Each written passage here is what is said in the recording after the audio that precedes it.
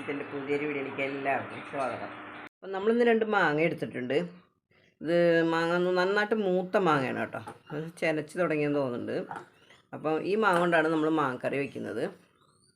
ഏകദേശം ഒരു 300 ഗ്രാം ഉണ്ടാവും മാങ്ങ. ഇത് നമുക്കൊന്ന് ചെത്തി കട്ട് ചെയ്ത് കൊണ്ടുവരാം. മാങ്ങ അരിഞ്ഞ് കൊണ്ടുവന്നിട്ടുണ്ട്.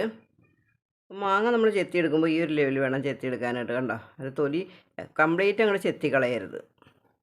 ഇതിപ്പോൾ മാങ്ങ വെന്ത് പോകും, വിട്ട് പോകാണ്ടിരിക്കാനാണ് നമ്മളിങ്ങനെ ഇത്രയും തൊലി നിർത്തി ചെത്തിയെടുക്കുന്നത്. ഇത് നല്ല നാട്ടുമാങ്ങയാണ്, എൻ്റെ വീട്ടിലുണ്ടായതാണ്. നല്ല പെട്ടെന്ന് വെന്തലിഞ്ഞ് പോകുന്ന മാങ്ങ അല്ലത്.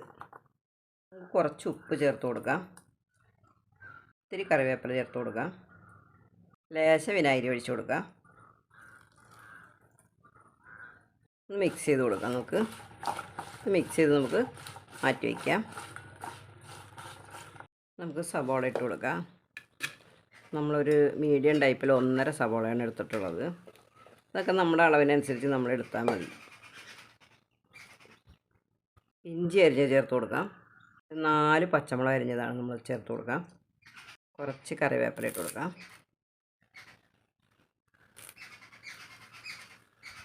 2 ടീസ്പൂണ് മല്ലിപ്പൊടി ഇട്ട് കൊടുക്കാം. 1 സ്പൂണ് മുളക് പൊടി ഇട്ട് കൊടുക്കാം. കുറച്ച് ഉപ്പ് ചേർത്ത് കൊടുക്കാം.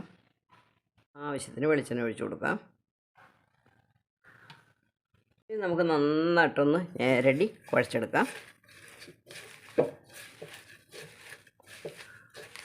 കയ്യേരിയൊന്നുമില്ല, നമ്മൾ വെളിച്ചെണ്ണ ഒഴിച്ചിട്ടുണ്ടല്ലോ. നന്നായിട്ട് കുഴച്ചെടുക്കണം. നമ്മൾ നന്നായിട്ടൊന്ന് റെഡിയാക്കി എടുത്തിട്ടുണ്ട്. നേരടി ഈ ഒരു ലെവലാക്കി എടുത്തിട്ടുണ്ട്. നമുക്ക് മാങ്ങ ചേർത്ത് കൊടുക്കാം. മാങ്ങയിൽ നിന്ന് വെള്ളം വന്നിട്ടുണ്ട്. മാങ്ങിട്ട് നമുക്കൊന്ന് മിക്സ് ചെയ്ത് കൊടുക്കാം. മിക്സ് ചെയ്ത് കൊടുത്തിട്ടുണ്ട്. നമുക്കിനി 2ാം പാൽ ഒഴിച്ച് കൊടുക്കാം. പാലൊഴിച്ച് കൊടുക്കാം. 2ാം പാലാണിത്.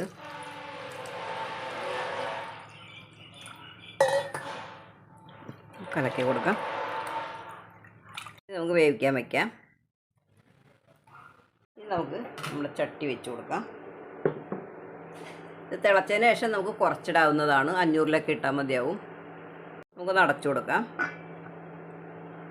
തിളവന്നൊന്ന് നോക്കാം. നമുക്ക് തിളച്ച് വരുന്ന കേട്ടോ. നമുക്കൊന്ന് ഇളക്കി കൊടുക്കാം.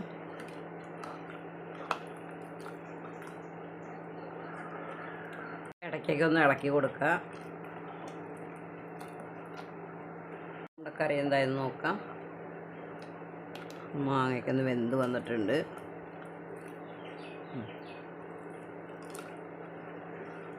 മാങ്ങ വെന്തിട്ടുണ്ട്. നമുക്കിനി 1ാം പാൽ ചേർത്ത് കൊടുക്കാം. 1ാം പാൽ ഒഴിച്ചു കൊടുക്കാം. നല്ല കട്ടിപ്പാലാണ് കേട്ടോ. ഒഴിച്ചു കഴിഞ്ഞാൽ പാലങ്ങനെ നമ്മൾ 1ാം പാൽ ഒഴിച്ചു കഴിഞ്ഞാൽ നന്നായിട്ട് തിളയ്ക്കാൻ പാടില്ല, പിരിഞ്ഞു പോവും. നമുക്ക് ഉപ്പ് പോരെങ്കിൽ നമുക്ക് കുറച്ച് ചേർത്ത് കൊടുക്കാം. ലേശം കൂടെ ഉപ്പിട്ട് കൊടുക്കാം. നമുക്ക് ലേശം ഉപ്പിട്ട് കൊടുക്കാം.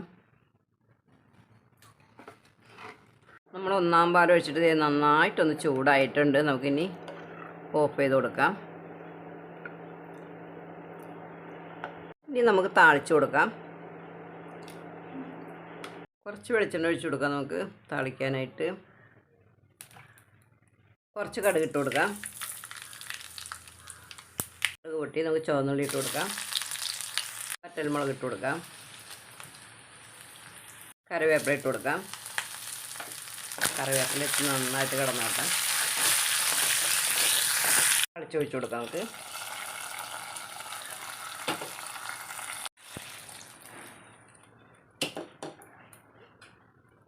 2 മിനിറ്റ് നമുക്കൊന്ന് അടച്ച് വയ്ക്കാം.